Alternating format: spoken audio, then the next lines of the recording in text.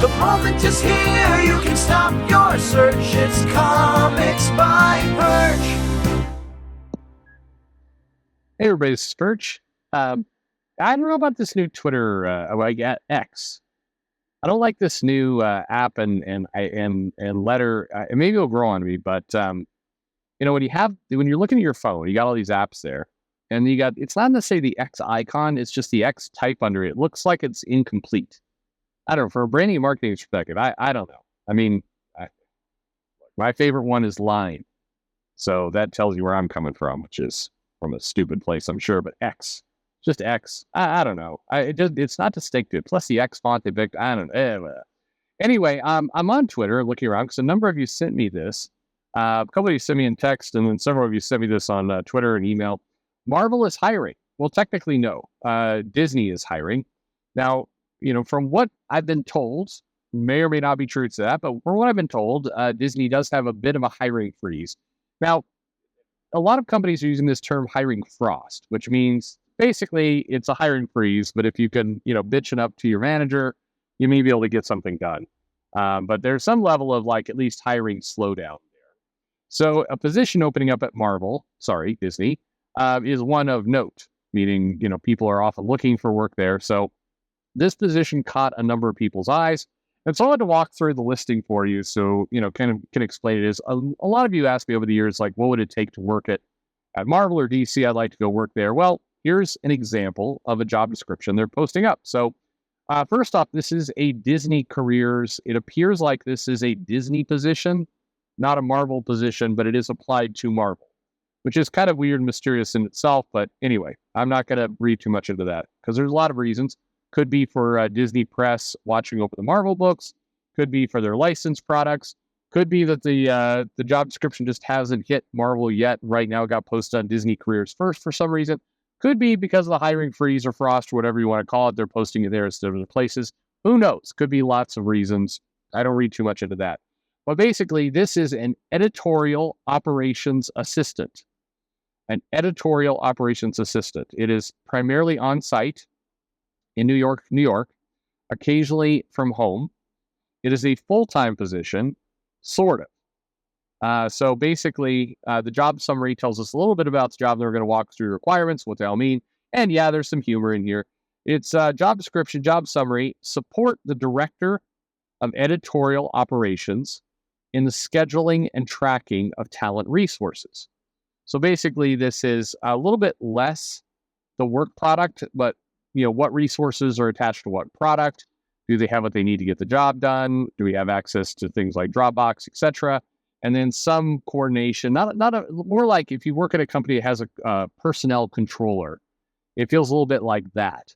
Keeping in mind that most of the talent resources all of the talent resources are contractors. So there's the logistics of making sure they get paid, making sure royalties get all that kind of stuff. That appears to you that this job is. However, it's a full-time job, but it is a short-term role. So this is a role they're hiring with an anticipated length of 3 to 6 months.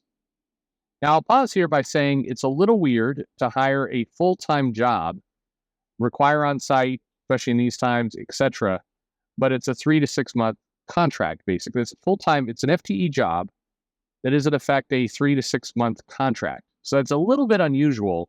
Typically, you go to a staffing agency, you wouldn't post for a role like this for 3 to 6 months. I mean, I would argue that this is weird, no matter what your industry you're in, because the logistics of getting HR involved and doing the hiring and getting all these things in place for a 3 to 6 months role, why would you do that? A much smarter way to do it would be to go and, again, go to a staffing agency, get somebody to toss over somebody for a while. This is where, if it was a tech field, Accenture or Capgemini would be where you'd go for something like this. But anyway, so it's a weird role. It also this is where you could start to get a little paranoid if you were so inclined. That's a role posted by Disney, tagged as the Marvel for the job posting segment, and the job posting primary business is Marvel All. Now, again, the people who put this stuff in are not rocket scientists, so there's a possibility this is just not worded correctly. And again, the was a Sherlock Holmes, the most obvious answer, the logical answer is obvious, whatever. The simplest answer is usually the correct one. Chances are this is for like Marvel books or Disney Press Marvel and not for the actual comic division, just based on how everything's worded, how the titles are. The oddity, though, is if you were at Marvel Comics proper, the comic division, and you're worried about layoffs or, other things, which several people are, and you saw a job pop up basically as a Disney posted job with a 3 to 6 month window that's supposed to schedule the talent, that would be, that would be stuff that would freak you out unless you knew exactly what this job was. This is the kind of stuff that ignites paranoia. Basically, it's like I won't go into all the different things, but basically, this would freak people out in most companies. So let's look at the responsibilities here, which tell us a little bit about what the job is, and I'll explain to you a little bit about what it'd be like working there. So number one, as an editorial operations assistant, and you know what? I'm going to just cut to the chase here and read the pay and benefits for a moment before I go into the job description. So I want you to keep that in mind.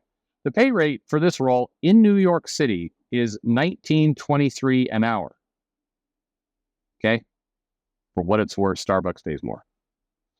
Select benefits may be provided as part of the compensation package, such as medical, financial, and/or other benefits. To learn more about benefits, visit jobs.disneycareers.com/benefits. Disney benefits are not bad. They're not top. They're not terrible. They're like somewhere kind of in the middle. Take it from somebody who's had Disney benefits. They're all right. They're average. $19.23 an hour though. Fuck. I don't know. I'm thinking about careers a lot. I've done some coaching for the schools. My daughters both go to school. Of course, my older daughter we'll be heading into high school soon. And so I've been doing some career day coaching kind of things. And so every now and then the kids come up like, I'd really like to be an artist. I'm like, kid, I don't know. Do you like money? I mean, you feel like you're kind of a responsibility to say something like that. But a lot of people would love to go work for Marvel. People tell me, oh, you do some comic book stuff? They're like, oh, I'd love to work for Marvel someday. At $19.23 an hour, though? Yeesh. Anyway, granted, it's a short-term editorial operations assistant. This is not a high-level role, but that is not a lot of salary. Let's put it that way. All right, let's get into these responsibilities, though. Schedule team meetings with editorial, recording notes for future follow-ups as directed. So basically, this means you're going to be somewhat of an administrative assistant scheduling meetings. You're going to be doing the coordinating of finding a meeting time that's going to work for people, and you're going to be writing notes of what's discussed in the meetings. So, and then follow up with people. So basically, somebody more senior than you is going to go, hey, you're responsible for this. You got to decide the action item, and the Perch here, who's my new editorial assistant, is going to follow up with you to make sure you get the job done in a week. Kind of like that, right? Second responsibility. Prepare weekly follow-ups and action steps for review and follow-through. So this is basically action items are identified in the meeting. You're taking those notes, and you're going to schedule the follow-ups or, go harass Dan Slott when he doesn't turn in his shit in time. That's what you're going to be doing there. So you're going to be working a lot. Anyway, perform basic data entry and run updates for Excel-based spreadsheets using macros. I always like using macros. So some of these spreadsheets are going to be linked into other places. Maybe they're fancy enough to have it linked into SAP or other places. You're going to have to open up Excel, potentially put in updates there, or basically this job, if the basic data entry is somebody's going to give you some numbers, you're going to need to put them in the columns. And then you're going to need to open up the file every now and then. It's going to say, update this Excel file has macros. Do you want to update this file? And you're going to need to click yes. And then you're going to need to click save. Okay. This is probably my most fascinating responsibility to me. My mind wanders. Prepare light analysis involving project progress and talent productivity for regular review with the director of editorial operations. Prepare light analysis. So in context, this would be like, hey, we've got this book. It's late. We're about 2 weeks late from our schedule that was handed to me. And I think the problem is Dan Slott because he doesn't get his work done. It might be time to call in Christos Gage. to do the old Dan Slott special and help get this book out on time. And you tell the director of editorial operations, like, my analysis says that Dan Slott does not do his job.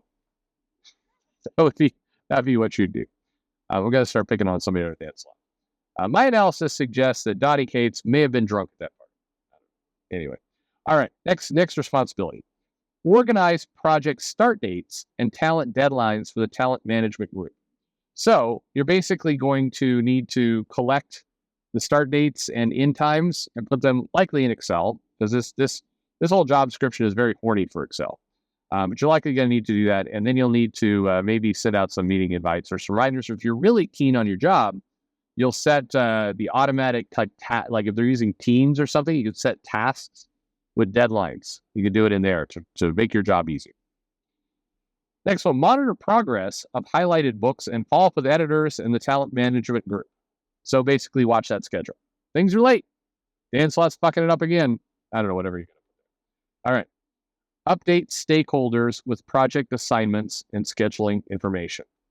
So basically, you have a number of people that work in this organization who might need to get a contract out, might need to get access to a tool, might need to review, if you're coordinating between an artist and an editor, you're going to need to, get the writer involved to be able to kind of update everybody with where things are at. Hey, this book is off track.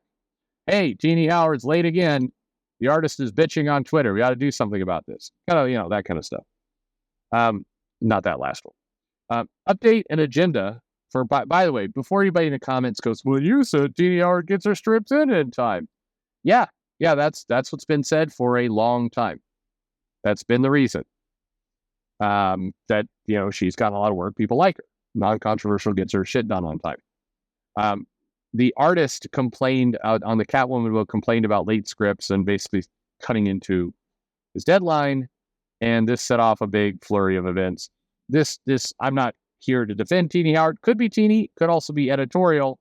I just want to throw out there that when DC does comic events where things cross over and tie in, it is let's say wouldn't be the first time that editorial rewrites and other things have screwed that whole schedule up. But it's certainly possible Jeannie is bored and not getting her scripts in time. I don't know, but she used to. So there you have it. Take it for what it's will. I'm just passing on the news, folks. All right, last responsibility. This is not a it feels like a job that most of you could do in a day. But anyway, provide an agenda for biweekly talent management meetings. So basically, you go around to the different, the director of editorial operations and some of the other editors, and you gather up their agenda items and you write it on notes, and then you provide that agenda for those meetings. It says provide the agenda. It doesn't necessarily say you're in those meetings, but you're at least providing the agenda for it. Biweekly, every 2 weeks. So to get this straight, you need to schedule meetings, type notes, follow up on some of those notes, put things into Excel, perform analysis about why Dan Slott's late, and, provide an agenda. That's what you got to do. All right, qualifications. Well, they want a Bachelor of Arts, a BA degree, which, if you have a Bachelor of Arts degree, you would be, you're not, put it this way, you are not paying off your student loan debt at $19.23 per hour living in New York. So, therein, I guess, lies the entire student loan problem right there in a nutshell. All right. I do not think a BA needs to do this. For God's sake, Disney/Marvel, you could save yourself a lot of money by getting an intern, from the local high school or college that could probably do this job. I'm just saying. Just saying. You could do, look, half the commenters on my videos, I'm not giving the commenters enough credit. All the commentators on the videos, except Mumbles, are perfectly qualified to do this job. All right. Other qualifications: must be detail-oriented while working in a fast-paced environment.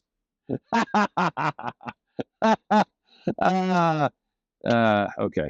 I'm not laughing at the detail-oriented part. That would be nice, but I am laughing at the fast-paced environment part.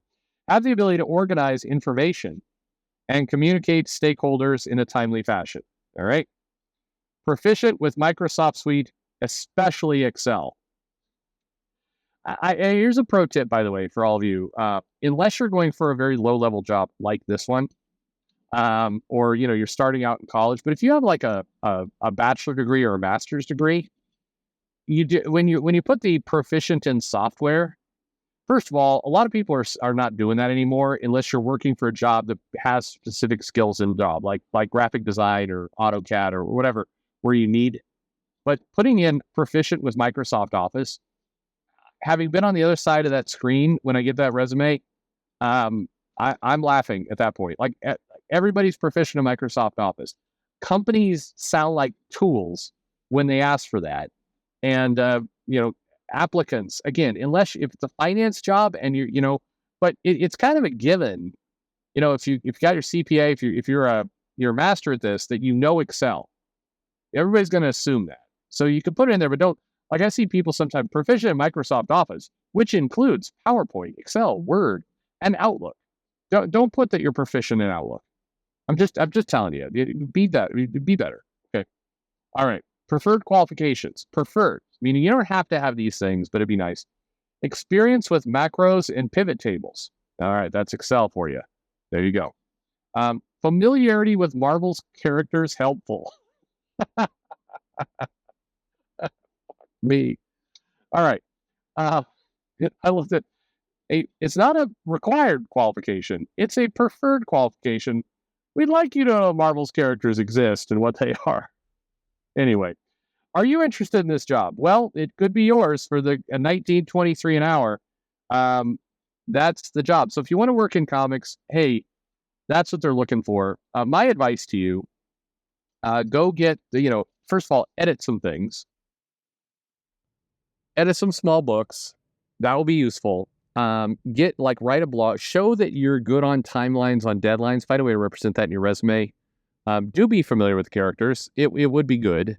Now, maybe the person you're, interviewing with, and don't be a douche where you're interviewing with somebody and it's clear they don't know the comics, so you decide to school them in comics. That's not going to get you the job. Get the job first, then sabotage that person from within. That's how you do it. But anyway, if you're interested in working with Marvel, this is what they're looking for. So if you want to start your career in the House of Ideas, it's not the House of Pay, but it is the House of Ideas. Although you don't have to know, it's not a requirement that you know those ideas when you come in, but you do need to use Excel and learn those pivot tables. So there you have it. Thanks for listening.